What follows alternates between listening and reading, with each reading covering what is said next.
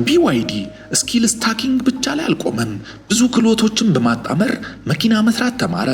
ሩቅ አልሞ የተነሳው መስራቹ መኪና መስራት ብቻ አላረካውም። ከዓለም የአውቶሞቲቭ ውድድር ውስጥ ተወንጭፎ ለመውጣት ሌላ እጅግ ግዙፍ ስትራቴጂን ወጠነ። ይህንን የንግድ ስትራቴጂ ቨርቲካል ኢንቴግሬሽን ይሉታል። አንድ ምርት ለማምረት የሚያስፈልጉ ወሳኝ ግብአቶችን ከውጭ ከመግዛት ይልቅ በውስጥ አቅም ማምረት ላይ ያተኩራል። ብዙ የመኪና አምራቾች በሌሎች አቅራቢዎች ላይ ጥገኛ ይሆናሉ። ባትሪ ከአንድ ኩባንያ፣ ቺፕ ከሌላ፣ ሌሎች የኤሌክትሮኒክስ ክፍሎችን ከሌላ አቅራቢ። አንዱ ቦታ አቅርቦት ቢቋረጥ የመኪና ምርትም ሊቆም ይችላል። BYD ይህም በደንብ አጥንቶ ስለገባ ስትራቴጂያዊ ቀመሩን በዚህ ቃኘው። ቀድሞ ባትሪ ላይ የገነባውን እውቀት ተጠቅሞ በመኪና ውስጥ ያሉ በርካታ ወሳኝ ክፍሎችን በራሱ የማምረት አቅም መገንባት ጀመረ። ባትሪ፣ የኤሌክትሪክ ድራይቭ ሲስተም፣ ኤሌክትሮኒክስ እንዲሁም አንዳንድ የሴሚኮንዳክተር ክፍሎችን ጨምሮ የቴክኖሎጂ አቅሙን ከውስጥ ማስፋት ጀመረ።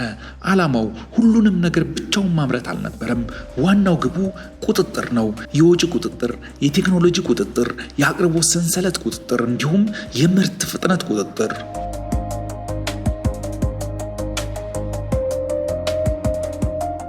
ይህ እየሆነ ባለበት ወቅት ኮቪድ-19 የዓለማችን ዱብዳ ሆኖ ተከሰተ። በዚህም ዓለም ቆመች። ፋብሪካዎች ስራ ቆሙ። የዓለም አቀፉ አቅርቦት ሰንሰለት ተቋረጠ። ከዛም የሴሚኮንዳክተር እጥረት በእጅጉ ተከሰተ። ይህን ተከትሎ ብዙ የመኪና አምራቾች ምርታቸውን ለመቀነስ ተገደዱ። አንዳንዶችም ፋብሪካዎቻቸውን ለጊዜው ዘጉ። በዚህ ጊዜ ግን BYD ለዓመታት ሲገነባ የነበረው ስትራቴጂ ዋጋውን አሳየ። የመወዳደሪያ ቀመሩም በትክክል መስራት ጀመረ።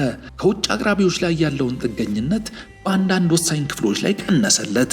ይህ ለBYD ምርቱን ለማስፋት፣ ወጪውን ለመቆጣጠርና በዋጋ ለመወዳደር ጠንካራ መሰረት ሆነው። ያኔ ዓለም አንድ ነገር መረዳት ጀመረ።